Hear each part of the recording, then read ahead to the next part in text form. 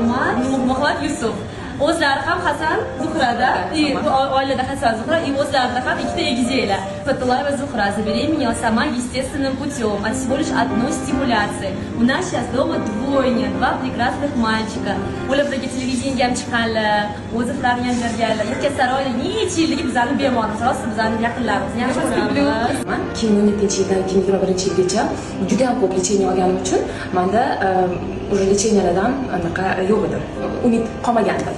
Keyin bu yoqqa kelganimda Shahnozoy Zlanlarning yoniga kirib, suhbatlashganimdan keyin shunaqangi katta pozitiv kuch oldim. Yana o'zimda lecheniyaga bo'lgan qadam boshlandi menda. Do'y-do'y вообще xohlamagandim уже. 6 oy mobaynida meni yaxshi lecheniya qilishdi. 7-oyda menda беременность bo'ldim. Kutmagandim. Birinchi o'yladim, что analiz javobi вообще test xato deb o'yladim yoki meni javobim emas deb o'yladim. Keyin menga rostdan ham ko'rsatishdi, aytishdi. Yana bitta narsa aytib o'taman, Shahnoza Fayzullayevning shunchalik bilimlarini kuchliligi. Men HGcha topshirgan paytimda menda qonimni olib kelib aytishganida shunaqa qaradilar-da, aytdilar. Menimcha sizda egizak bo'lsa kerak deb aytdilar. Men o'zim hali ishonmayapman, что у меня беременность bo'ldi. Avvalo menga egizak bo'lsa kerak. Men nimagadir shunaqa o'ylayapman qoningizni javobidan dedilar.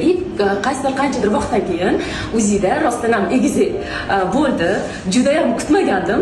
Shunchalik nima desam bo'ladi, vrach от Бога. Shunaqangi yaxshi inson bilan Xudo nima edi tutashtirganiga juda ham xursandman. Rahmat sizga kattakon. Bu yo'limizda, bu hayotimizda katta bir o'rningiz bor. Rahmat sizga.